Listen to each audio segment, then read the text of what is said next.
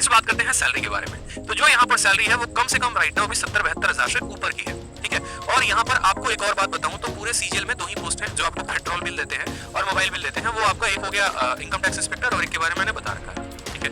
Petrol bill क्यों दिया जाता है? क्योंकि अगर आप पहले की बात करोगे आज से 10-15 साल पहले, तो हर किसी के पास बाइक नहीं थी, हर किसी के पास जो है वो कार नहीं थी और अलग अलग दफ्तरों में जाकर अलग अलग काम कराने होते थे। तो सरकार उस समय आपको ट्रैवलिंग का अलाउंस देती थी वो पेट्रोल बिल के नाम कि आप जा रहे हैं तो महीने का आपका 30 लीटर फिक्स कर दिया गया है और 30 लीटर का आपको पैसा दिया जाएगा। तो राइट नाउ अभी 2500-2600 रुपए जो है वो सैलरी के अलावा पेट्रोल बिल पे अलग मिलते हैं। और मोबाइल डेटा भी बहुत सस्ता हो गया है, बट अभी भी मोबाइल बिल जो है आपको मिलता है और इसके अलावा आपको बेचारे भी मिलता है, यानी जो आप रहते हैं जिस शहर में आपका जो किराया आता है वो भी आपको दिया जाता है। अब जो सबसे इंपॉर्टेंट है मेरे दोस्त ना वो ये है प्रमोशन। इस बात को ध्यान रखो, हमेशा अपने माइंड में इस बात को फिट कर लो। आप जैसे ये बात सोचते हो ना कि यार इनकम टैक्स इंस्पेक्टर के रूप में लगे तो आजीवन इनकम टैक्स इंस्पेक्टर ही रहेंगे, ऐसा नहीं है, ठीक है। आप जिस तरीके से सरकार को अपनी सेवाएं देते रहते हैं उनको भी इस बात का ध्यान होता है कि अगला हमारे लिए बहुत मेहनत कर रहा है, तो इसका भी ध्यान रखा जाए और उसी तरीके से आपका यहाँ पर प्रमोशन भी चल रहा होता है। सबसे पहले बात करें यहाँ पर तो टैक्स असिस्टेंट, ये भी सीजीएल के पोस्ट से ही कोई लगता है, ठीक है। उसके बाद सीनियर टैक्स असिस्टेंट। अब देखो सीजीएल में क्या होता है कि आप ऐसे समझो,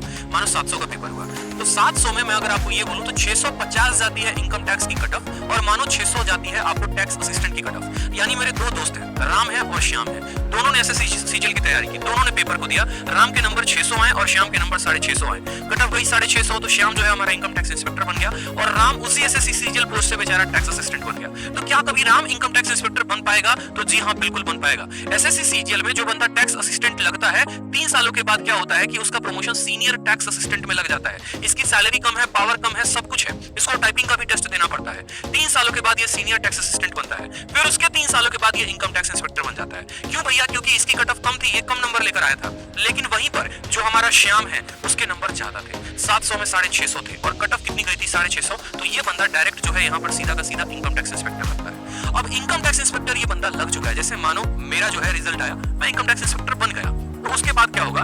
6 से 10 साल तक लग जाते हैं इनकम टैक्स ऑफिसर बनने में। और बच्चों को ये दोनों बारे में इंफॉर्मेशन ही नहीं होता है, वो समझते हैं इनकम टैक्स इंस्पेक्टर और इनकम टैक्स ऑफिसर दोनों सेम है। लेकिन मैंने कहा आपको यहाँ पर जो छोटी सी डिफरेंस है वो बताई मैंने आपको यहाँ पर कि भैया देखो, सीनियर टैक्स असिस्टेंट के बाद इनकम टैक्स इंस्पेक्टर बनते हो और इनकम टैक्स इंस्पेक्टर के बाद जो है आप इनकम टैक्स ऑफिसर बन सकते हो, ठीक है। जैसे कि मैंने कहा आपको कि इनकम टैक्स डिपार्टमेंट में आप 2 माध्यमों से लगते हो, एक हो जाता है आपका एसएससी सीजीएल के माध्यम से और दूसरा होता है यूपीएससी के माध्यम से।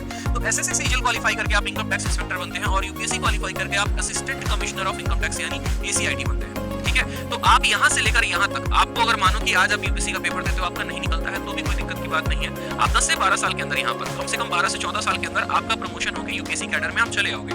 फिर डिप्यूटी कमिश्नर के बाद आप ज्वाइंट कमिश्नर बनते हो और ज्वाइंट कमिश्नर के बाद आप एडिशनल कमिश्नर बनते हो। लास्ट प्रमोशन तक जाते जाते बहुत ऐसे कम लोग होते हैं जो एडिशनल कमिश्नर बन पाते हैं। ये वहीं बन पाएंगे जिन्होंने 20 या 21 साल की उम्र में ज्वाइन किया हुआ है, ठीक है। बाकी यहाँ पर जनरली पोस्ट जो है ज्यादातर ज्वाइंट कमिश्नर तक जाते हैं अगर उनके प्रमोशन बहुत तेज होते हैं, डिपार्टमेंटल एग्जाम दे रहे होते हैं। तो इस तरीके से तो ये थे आपके प्रमोशन, ये था पूरा का पूरा कंप्लीट प्रोसेसर इनकम टैक्स बनने का। मुझे लगता है कि मैंने आपको कंप्लीट जानकारी दी है कि इनकम टैक्स इंस्पेक्टर बनते कैसे हैं, क्या क्या प्रोसेसेस होते हैं।